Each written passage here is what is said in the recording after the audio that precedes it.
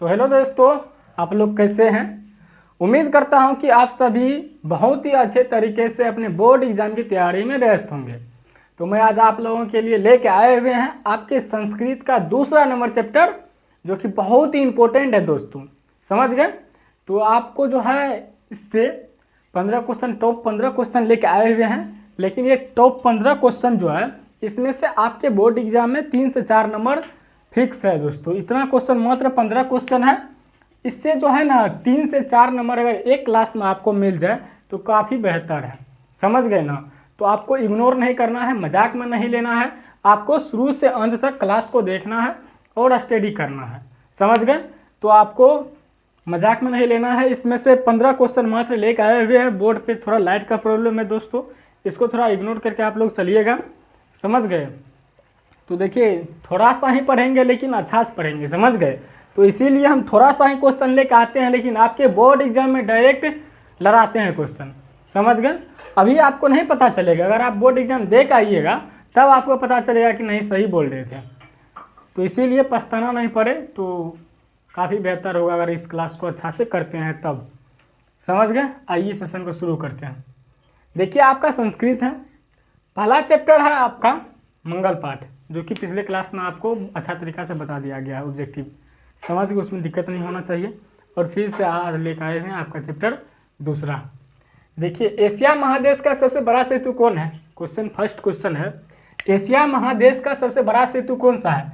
Option M है अज्ञात सेतु, यह है क्या, नहीं ना, विनय सेतु, सी है गांधी सेतु, ये आपका ऑप्शन सी गांधी सेतु एशिया महादेश का सबसे बड़ा सेतु कौन है, गांधी सेतु है, समझ में आ गया। और दूसरा नंबर क्वेश्चन देखिए, यूनान का राजदूत कौन है था। यूनान का राजदूत कौन था, याद कर लीजिएगा, समझे। मेगास्थनीज था, कौन था, मेगास्थनीज। वेनसंग नहीं था, एथिसंग नहीं था, सब ये भी नहीं होगा, समझ में आ गया। तो मेगास्थनी यूनान का राजदूत था, समझ में आ गया। तीसरा नंबर क्वेश्चन देखिए, पाटलिपुत्र किस राज्य की राजधानी है। पाटलिपुत्र पटना का एक नाम है, समझ गए। पाटलिपुत्र एक अलग है, पटना अलग है, समझ गए। तो पाटलिपुत्र या इसमें अगर पटना भी रहता तो समझ गए, तो पाटलिपुत्र यहाँ पाटलिपुत्र के जगह पटना भी रहता, पटना किस राज्य की राजधानी है, तो क्या लगाते हैं आप लोग, बिहार लगाते। तो यहाँ पे पाटलिपुत्र किस राज्य की राजधानी है दिया गया है, तो क्या हो जाएगा, बिहार। ऑप्शन नंबर यही जाएगा। उत्तर प्रदेश ये भी नहीं होगा, मध्य प्रदेश भी नहीं होगा, आंध्र प्रदेश भी नहीं होगा, समझ में आ गया। देखिए 4 नंबर क्वेश्चन, महावीर मंदिर कहाँ स्थित। ये सब क्वेश्चन आपको पूछा जाता है दोस्तों। कितना क्वेश्चन, ये 2 से 3 क्लास का बच्चा भी बता देगा, नर्सरी क्लास का भी बच्चा बता देगा ये, समझ गए। तो आपको इग्नोर नहीं करना है, छोटा छोटा क्वेश्चन आपके बोर्ड एग्जाम में पूछा जाता है। पाटलिपुत्र किस राज्य की राजधानी है, तो बिहार की है। चौथा नंबर क्वेश्चन है, महावीर मंदिर कहाँ स्थित है। महावीर मंदिर कहाँ स्थित है, पटना में स्थित। कहाँ, पटना में। देखिए ऑप्शन ए गया, बी पटना, सी बक्सर नहीं होगा, Ara, D option number B is right, Patna, समझ गए।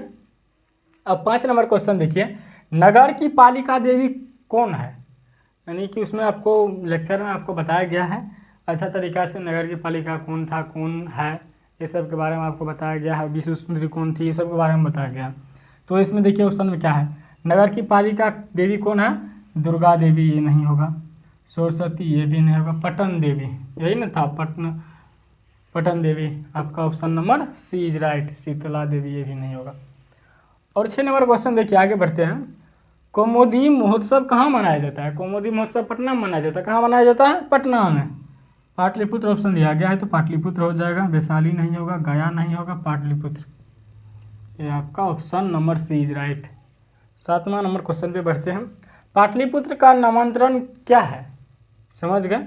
हरिहरपुर, हाजीपुर, पाटलिपुर, कुसुमपुर। क्या, पाटलिपुत्र का दूसरा नाम क्या था, कुसुमपुर। क्या, Kusumpur, option number D is right. ये भी नहीं होगा, हाजीपुर भी नहीं होगा, हरिहरपुर भी नहीं होगा। आगे बढ़ने से पहले आप सभी दोस्तों से एक छोटा सा रिक्वेस्ट है, अगर आप सभी दोस्तों के क्लास समझ में आ रहा है तो अभी तक सब्सक्राइब नहीं किए तो सब्सक्राइब करके नोटिफिकेशन ऑन कर ले और एक दूसरे दोस्तों के साथ शेयर कर ले और लाइक करना नहीं भूले। आइए आगे क्वेश्चन क्या कहता है।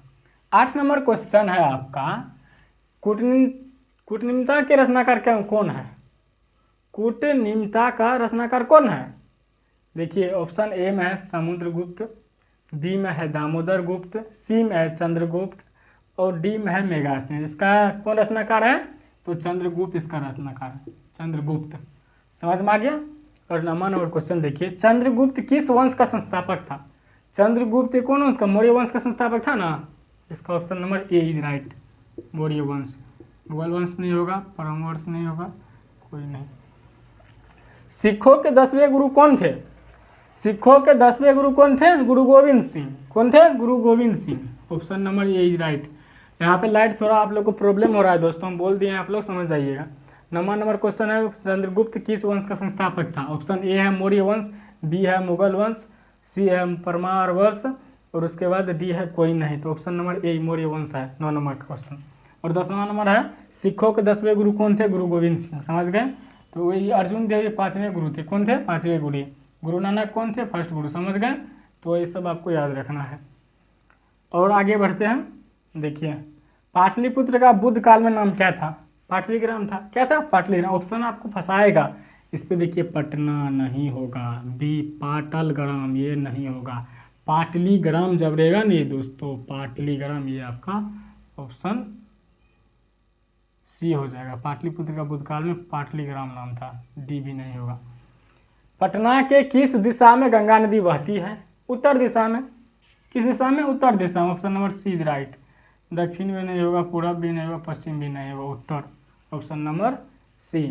किस काल में पटना का नाम पाटलीग्राम था? पाटलिपुत्र था, पाटलीग्राम नहीं, पाटलिपुत्र। किस काल में? तो बुद्ध के काल में पाटलिपुत्र था। Option number A is right. Mahavir भी नहीं होगा, अशोक भी नहीं होगा, कोई नहीं। तो गोलघर कहाँ अवस्थित है? पटना में। कहाँ है? पटना में। सब बच्चा भी जानता है गोलघर पटना में है। गया भी नहीं होगा, नवादा भी नहीं होगा, बक्सर भी नहीं होगा। ये सब आपको रट जाना है। अगर याद नहीं है ना तो रट ही जाना है। ये सब क्वेश्चन को आपको लिख के नोट्स बनाइए। समझ गए दोस्तों। एक एक क्वेश्चन को लिखिए अपने कॉपी में और रिवाइज कीजिए, तब ही कुछ होने वाला है। नहीं अगर 4.5 से क्रॉस करना है तब। समझ गए। तो 15 नंबर क्वेश्चन देखिए, आगे बढ़ते हैं। पाटलिपुत्र का इतिहास कितना वर्ष पुराना है? 2500 वर्ष। कितना वर्ष? 2500 वर्ष। ऑप्शन नंबर ए ही में दिया गया है 2500 वर्ष। बी है 2000, सी है 1000, डी है 3000, नहीं होगा। तो 2500 वर्ष। समझ गए। अभी आप लोग क्या क्या समझे? टॉप 15 ऑब्जेक्टिव क्वेश्चन संस्कृत का। तो उम्मीद करता हूँ कि आप सभी दोस्तों को कहीं दिक्कत नहीं हुआ होगा, नहीं ना रह गया है दिक्कत। तो उम्मीद करता हूँ कि आप सभी दोस्तों के क्लास समझ में आ गया होगा। अगर आप सभी दोस्तों को कहीं भी दिक्कत है तो कमेंट कीजिए, फिर से मैं समझाने का प्रयास करूँगा। समझ गए। तो उम्मीद करता हूँ कि आप सभी दोस्तों के क्लास समझ में आया होगा। अगर आप सभी दोस्तों के क्लास समझ में आया है तो लाइक, कमेंट, शेयर और सब्सक्राइब करते रहिए। मिलते हैं अगले क्लास में। तब तक आप सभी दोस्तों स्वस्थ रहें, मस्त रहें और अपने बोर्ड एग्जाम की तैयारी में व्यस्त रहें। धन्यवाद।